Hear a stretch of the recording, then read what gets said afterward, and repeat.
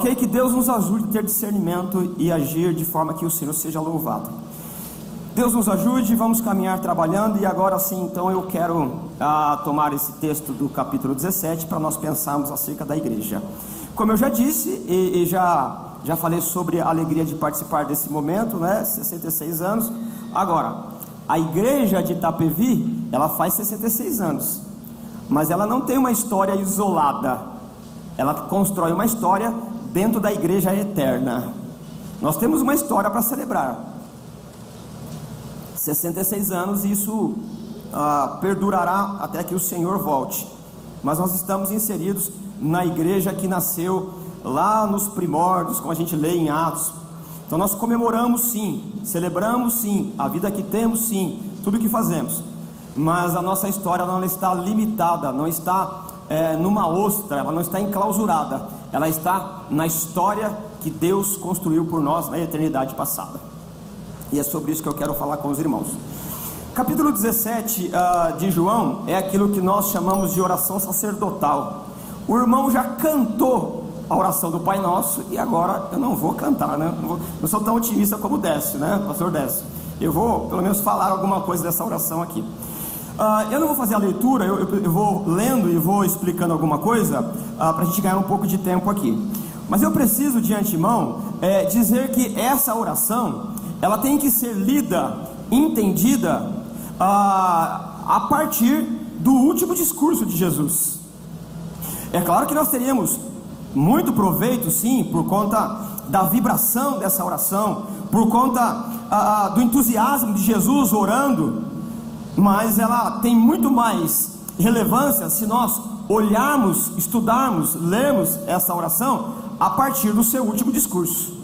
Onde começa o último discurso de Jesus? Você não precisa retroceder aí, isso é meu papel, no meio do capítulo 13.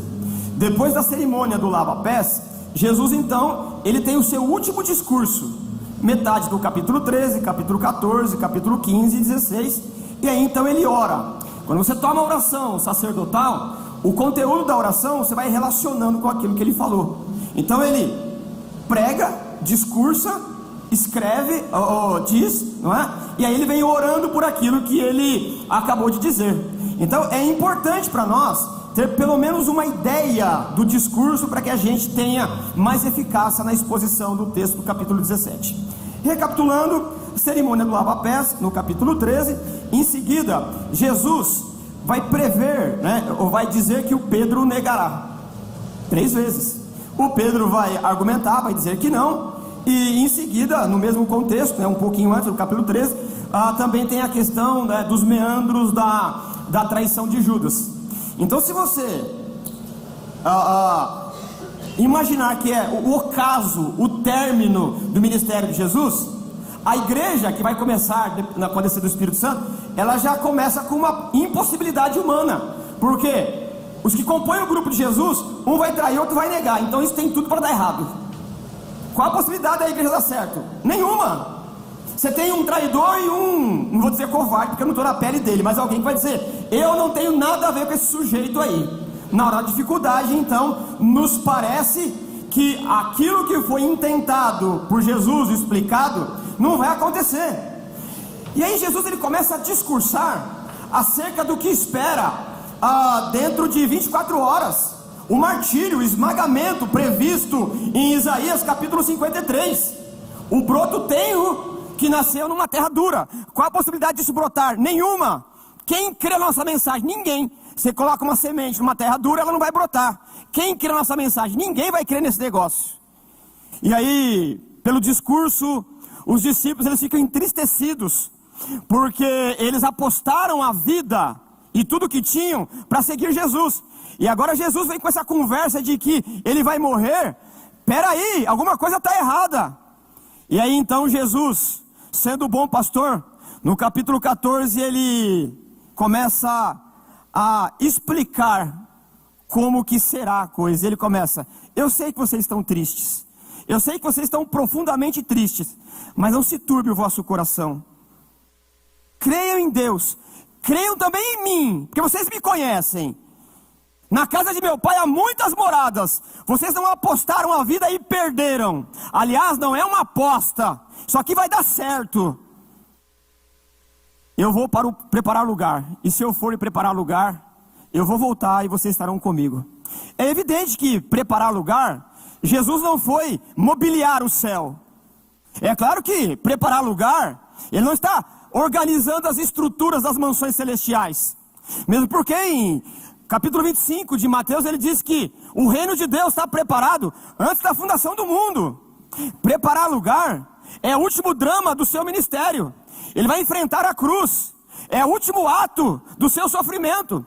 Eu tenho que chegar no final. Eu tenho que chegar na cruz.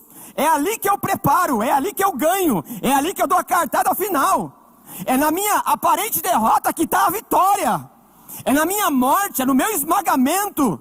É na pseudo-derrota que eu levanto entre os mortos e ganho a vitória para aqueles que estão comigo. Não se turbe o vosso coração.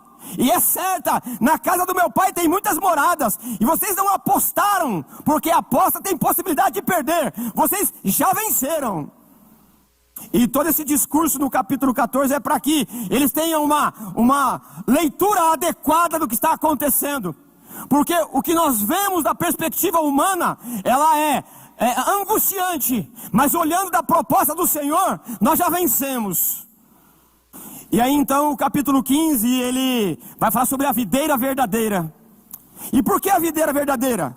Porque anteriormente já havia se instituído outra videira.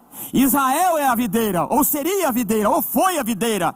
Só que essa planta, essa árvore, o produto dessa árvore, conforme Isaías capítulo 5, disse que ela não deu frutos bons. Isaías vai dizer que tudo foi preparado para que essa videira, ela desse frutos bons. Mas quando o agricultor foi experimentar, produziu uvas azedas, amargas, que travava, que amarrava na boca. Aquela videira deu errado. Mas agora, a videira que será plantada é a videira verdadeira. As suas raízes estão em solos adubados e bons. E ele diz, aquela videira deu errado, Israel deu errado, mas eu sou a videira verdadeira, agora vai dar certo. A igreja que vai nascer, ela não vai mais enfrentar a bancarrota. A igreja que agora nasce, ela não vai ter problema de avançar, porque ela é a videira verdadeira, e ela nasce do tronco que é Deus, o meu Pai, e Ele é o agricultor. Então não tem possibilidade da igreja dar errado. Não tem possibilidade a igreja falhar. Não tem possibilidade a igreja dar frutos azedos. E ele disse, além de meu pai ser o agricultor, os ramos que nascerem vão dar muitos frutos. E eu limpo para que dê mais. E o galho que nascer e não der fruto eu corto. Evidente que ele está falando do discipulado. Então não tem como a igreja não dar certo.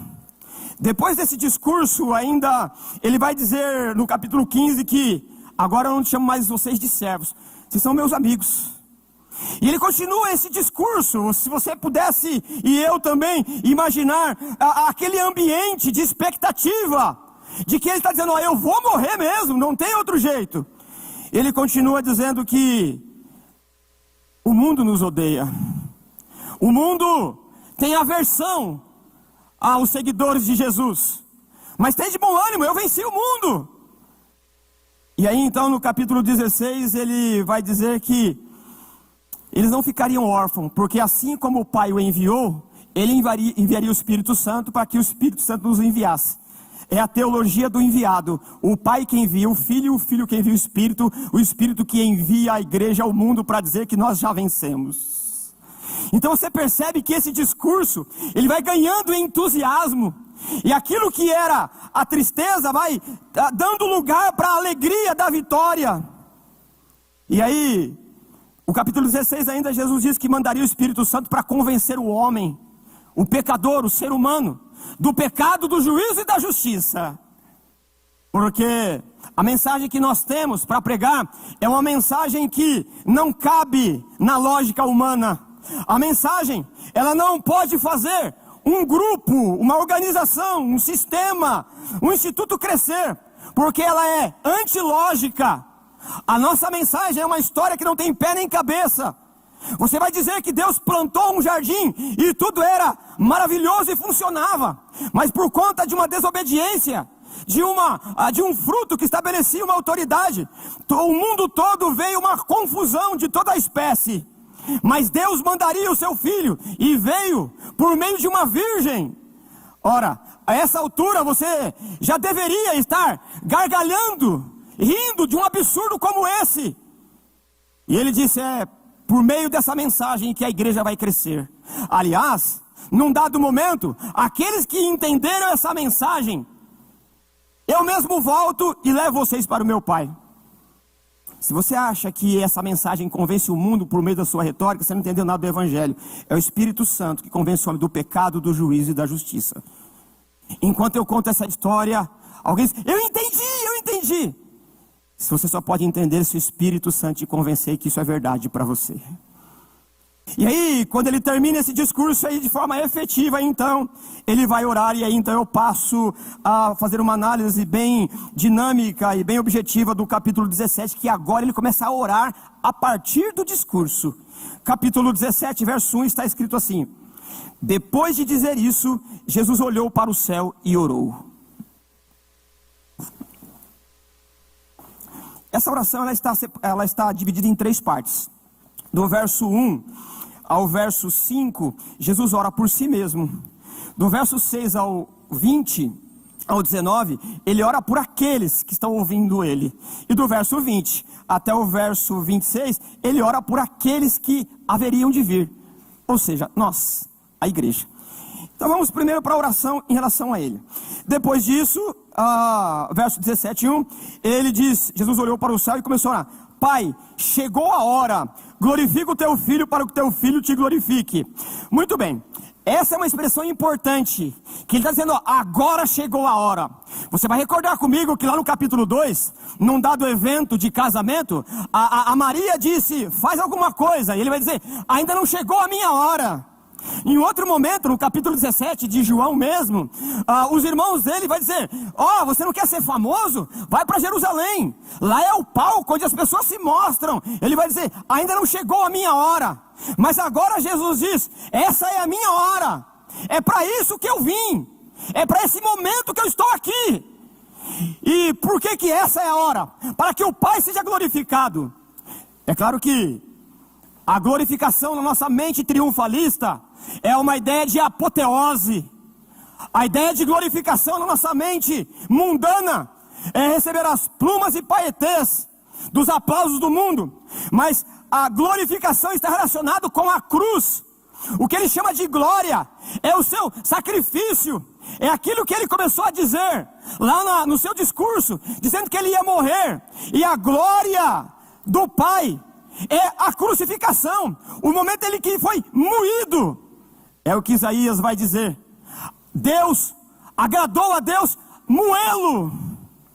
Agradou a Deus fazê-lo um bolo de carne moído, irreconhecível. E você sabe o que isso quer dizer? Ele está dizendo que chegou a hora de glorificar. A hora de glorificar o Pai é para que a última cartada, o último drama, a última atuação de Jesus era ele morrer pelos nossos pecados. É para isso que ele veio. Pai, eu estou aqui para te glorificar, pois lhe deste, verso 2, autoridade sobre toda a humanidade. Todos são de Deus, e Deus coloca quem quer, a hora que quer, do jeito que quer, para fazer o que quer. E quem é o vaso para dizer para o oleiro o que tem que ser feito? É Deus que faz. Deste autoridade sobre toda a humanidade, para que conceda a vida eterna a todos os que lhe deste. Esta é a vida eterna. E ele diz o que é vida eterna sem explicar, mas ele diz o que é vida eterna: que te conheçam, o único Deus verdadeiro, e a Jesus Cristo a quem enviaste. Então é claro que a vida eterna não é a questão de raciocínio, de conhecimento. É claro que a vida eterna não é você ser um mestre nos meandros teológicos. É claro que conhecer a vida eterna não é dominar todos os meandros de qualquer ciência humana. A vida eterna está depositada na pessoa do Deus bendito e do seu Filho enviado. A ideia de conhecimento aqui não é um tirocínio intelectual. A ideia de conhecimento é uma ideia de relacionamento com o Pai de todos. A ideia de conhecimento é uma ideia de relação íntima e pessoal intransferível. A vida eterna começa no exato momento quando você reconhece o único Deus Salvador e Jesus, seu Filho enviado. E ele conclui a oração por si mesmo no verso 4 dizendo: eu te glorifiquei. Percebe que ele vai usar os verbos no passado de algo que vai ocorrer ainda. Isso é certeza profética. O que para nós ocorreria daqui um dia, algum tempo. Ele está dizendo: eu te glorifiquei, dizendo que aquilo que foi atribuído, aquilo que foi determinado, será cumprido. Eu te glorifiquei. Ele acabou dizendo no versículo 1 que ele glorificaria. Agora para ele é tudo no passado, porque para Deus é tudo um eterno agora. Para Deus não tem nem ontem, nem agora, nem amanhã. Para Deus é tudo hoje. E no ponto de vista da eternidade de Deus, a igreja já está redimida diante do trono de Deus, louvando ao Senhor. Toda tribo, língua e nação está: glória a Deus, aleluia, já vencemos. Portanto, toda dificuldade é por enquanto, porque Ele já nos glorificou. Certeza profética. E ele conclui no verso 5 dizendo: e agora, Pai, glorifica-me junto a Ti com a glória que eu já tinha. É aquilo que a gente chama em teologia de kenosis, o autoesvaziamento.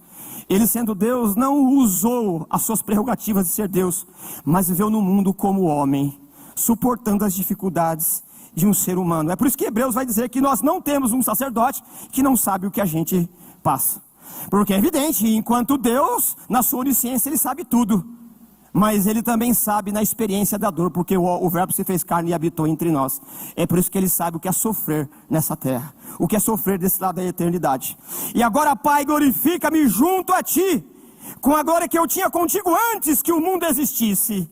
De eternidade a eternidade, essa comunhão da Trindade era a alegria daqueles que participam da Trindade, o Pai, o Filho e o Espírito Santo.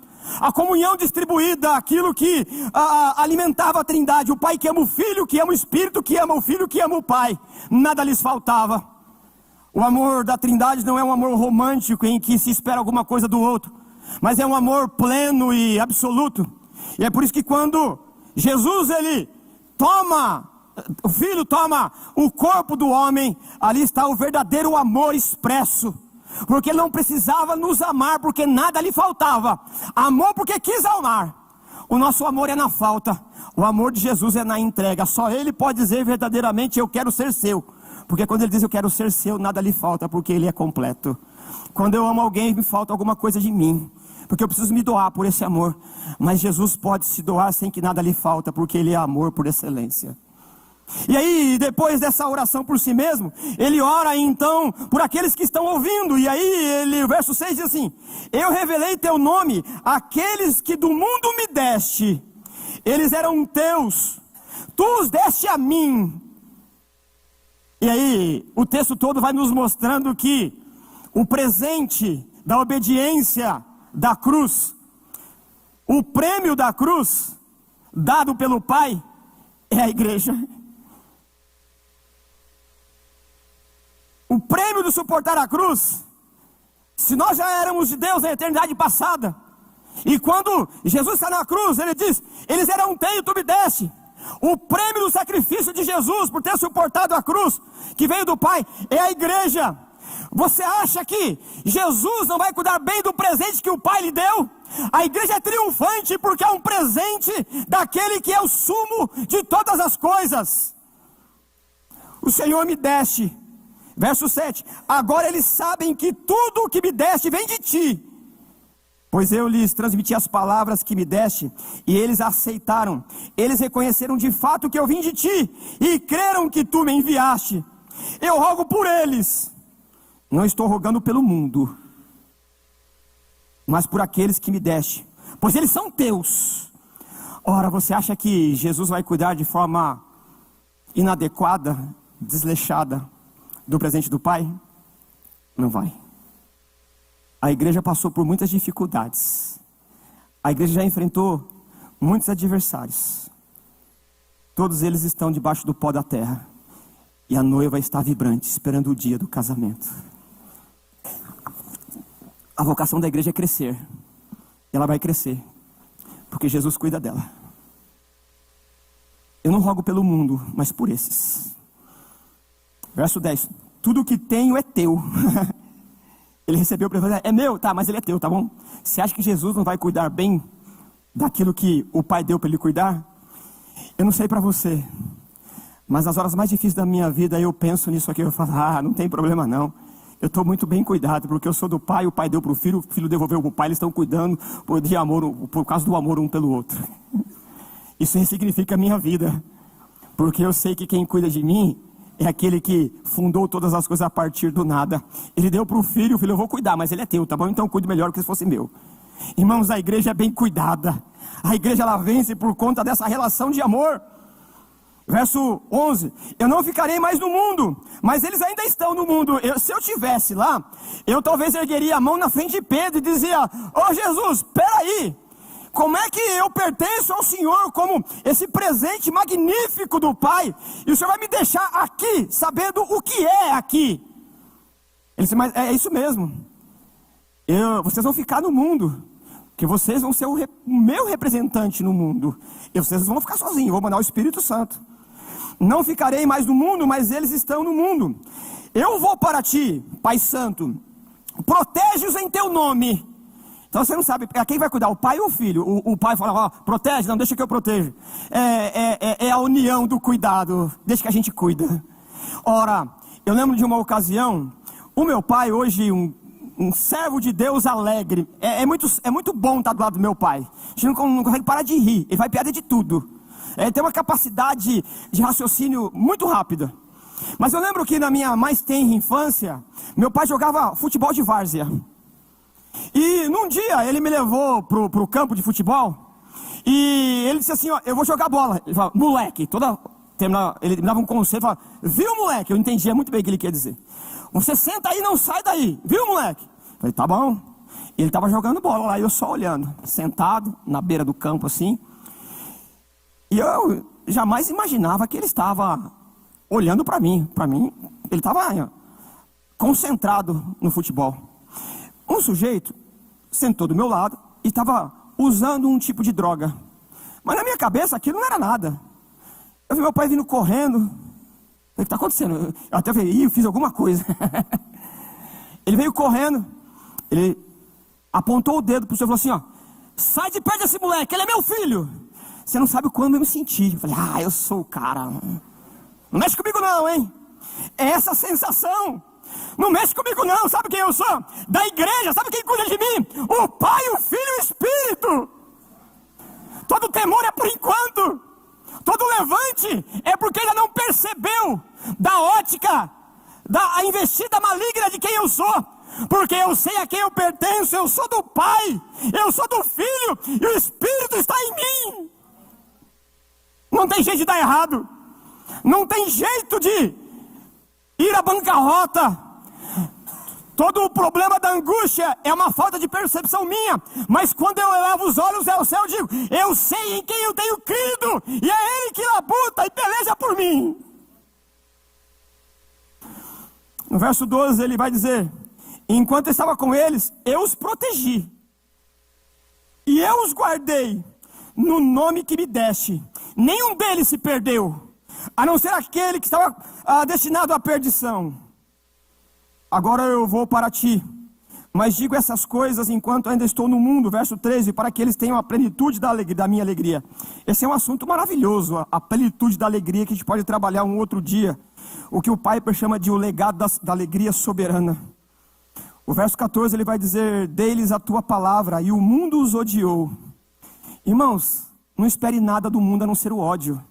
Aliás, uma das características que nós somos protegidos por Deus é o ódio, meu Deus do céu. Uma das características que nós pertencemos ao corpo de Jesus é o ódio. O mundo nos odeia. Charles Spurgeon disse, nós não somos o docinho do mundo, nós somos o sal da terra. Charles Spurgeon disse o que ainda nesse sermão? Ele disse que nós não fomos chamados para animar uma plateia. Nós não fomos chamados para dar entretenimento aos bodes, mas para apacentar rebanho. E ele vai dizer, o apacentamento é por meio da santificação da verdade da palavra de Deus. Então, não espere aliança com o mundo. O mundo nos odeia. O mundo não nos quer. O mundo tem vontade de nos vomitar. Porque nós não somos do mundo e pertencemos àquele que é totalmente contrário à filosofia mundana. As correntezas do mundo, elas querem nos arrastar para a margem, para nos levar a anulamento, a inexistência, a ineficácia, a inoperação. Nós sabemos o tanto que esse mundo tem força.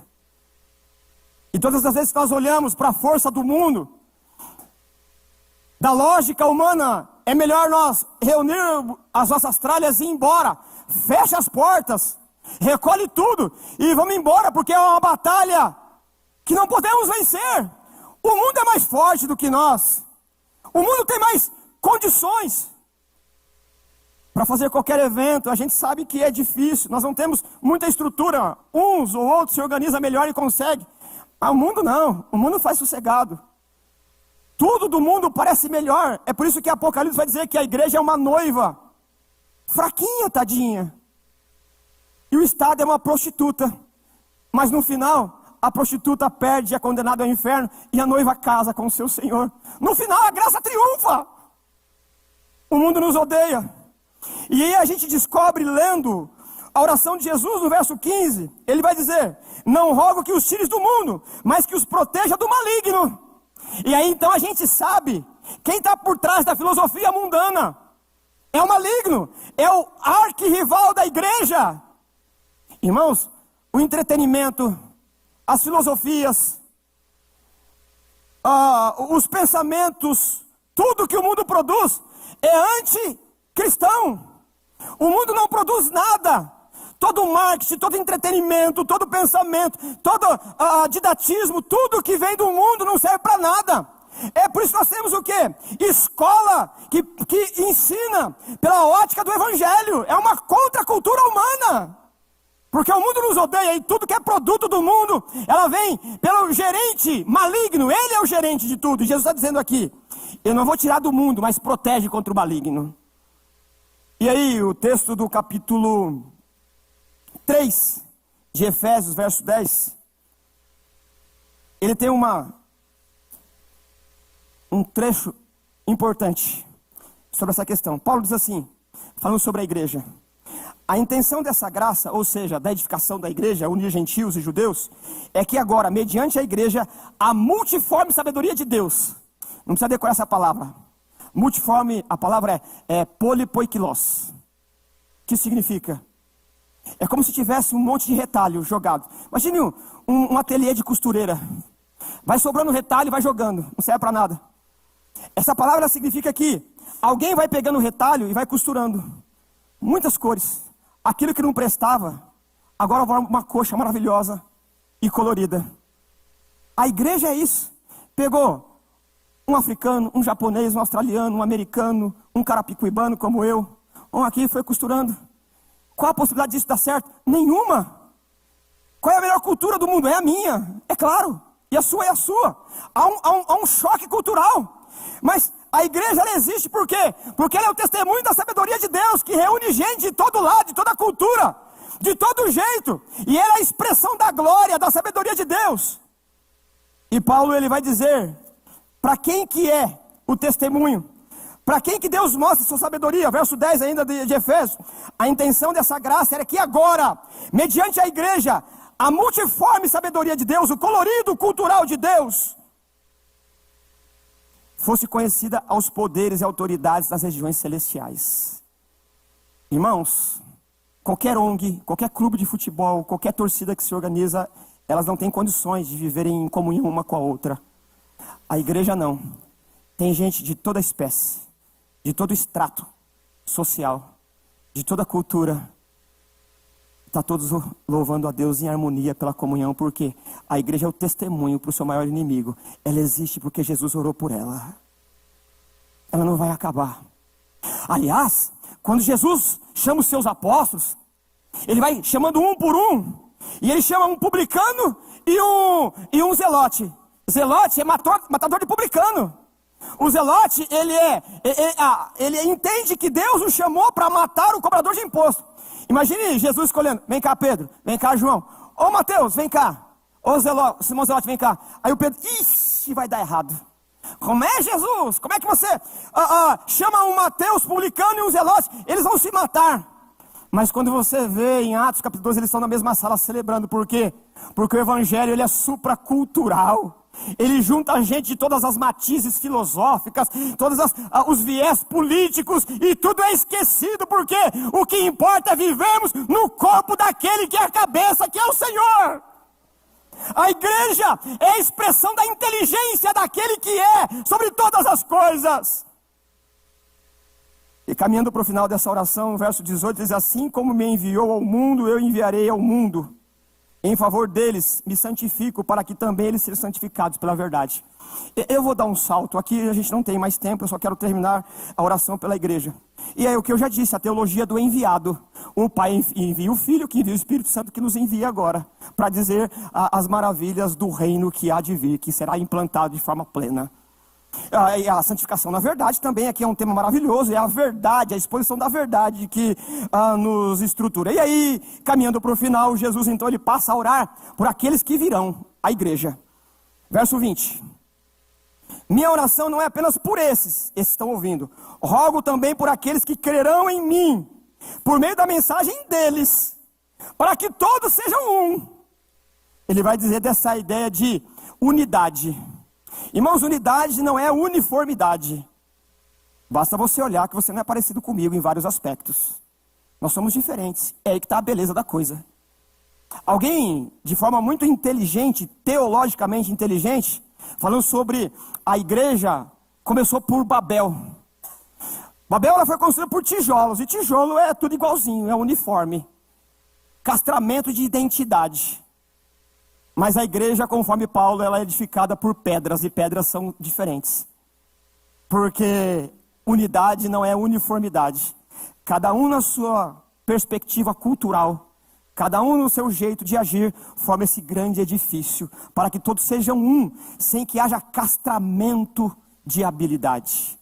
É por isso que o nosso tenor canta e o Décio aplaude. Não dá para trocar. Eu perco o amigo, mas não perco a piada, né? Vou fazer o quê, né? Você percebe? Então não dá, irmãos. Você não foi chamado para uma coisa, sai daí, você pode ajudar. Você não tem competência, você serve para outra coisa. E aliás, é isso que Paulo diz ao Efésios capítulo 4. Olha o que ele diz no capítulo 4 sobre essa questão de vocação.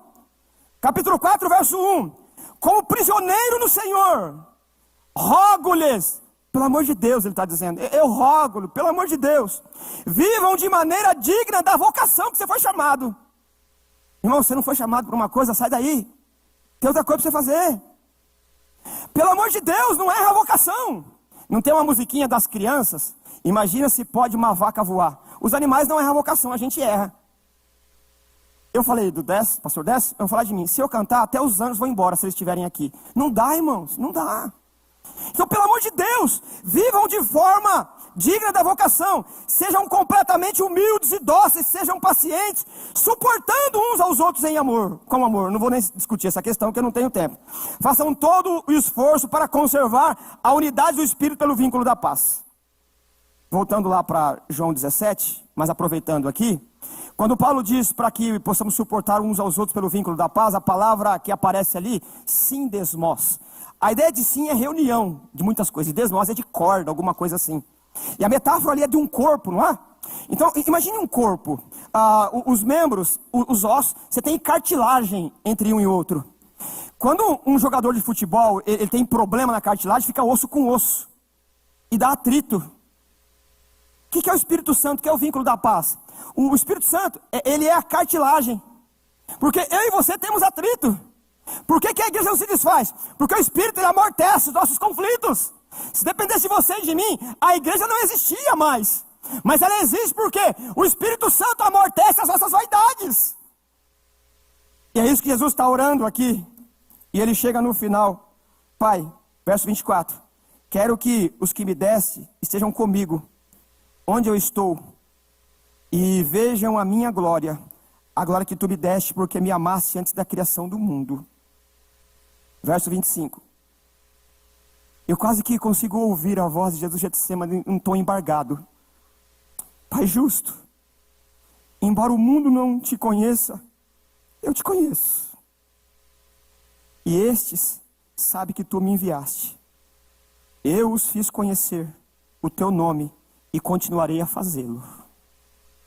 Irmão, se alguém conheceu o Evangelho por conta do seu ministério, você não tem culpa nenhuma. É graça de Deus. É bondade de Deus. Como diz Paulo, eu sou o que eu sou pelo Senhor, por causa dele. Eu vou continuar a fazer, a fim de que o amor que tens por mim esteja neles e eu neles esteja. Ele termina dizendo, sabe o amor que o pai e o filho nutrem um pelo outro? Eu tenho até vergonha de falar, como diz Efésios, no capítulo 3. A gente tem vergonha de pedir, né, algumas coisas. Capítulo 3 ele diz isso. Tem algumas coisas que a gente não ousa pedir. Eu tenho até vergonha de dizer isso, assim, Deus nos ama, o Pai nos ama com o mesmo amor que ama Jesus. E Jesus nos ama com o mesmo amor que ele ama o Pai. Meu Deus do céu, como eu sou amado desse jeito. E você sabe quem você é, não vou pedir para você contar a sua biografia. Então é claro que a gente conclui dizendo que Deus faz pessoas naturalmente avessas umas às outras viverem em harmonia. Porque a possibilidade da grande maioria aqui viver 66 anos, é claro que vai mudando, é nula. Porque você sabe o tanto que você é vaidoso e eu sei o tanto que eu sou. A igreja é o que é por conta do vínculo da paz, porque ele mandou o Espírito Santo. Se você trabalha aqui, trabalha porque é graça da oportunidade. Porque a igreja vive há 2000 anos sem você. E se estamos aqui, é graça, é alegria, então vamos celebrar o que temos. Deus faz pessoas naturalmente avessas umas às outras viverem em harmonia. Se dependesse de nós, a igreja não existia, porque em Atos eles brigaram por cesta básica. As pessoas vinham trazer a comida e alguns reclamavam, você dá mais cesta básica para os judeus, para as judias e não para as gregas. Teve que estabelecer o diaconato, porque a gente até por cesta básica briga. Se dependesse de nós, a igreja acabava ali. E por que ela é triunfante? Porque Jesus orou por ela. A igreja cresce porque Jesus orou por ela. A igreja, aliás, Deus caminha no mundo por meio dos pés da igreja. Quando você está andando por aí, é os pés de Deus caminhando no mundo apodrecido. Não há dignidade maior. Réis pecadores como nós, andando com os pés santos. Porque a cabeça é santo, nós somos santos. Que Deus nos ajude a celebrar mais datas de aniversário desse lado da eternidade, sabendo que um dia não haverá mais comemoração aqui, porque a vida toda será uma eterna comemoração diante daquele que é. Estaremos com ele por toda a eternidade. Que Deus nos ajude em nome de Jesus. Deus abençoe. Muito obrigado. Parabéns.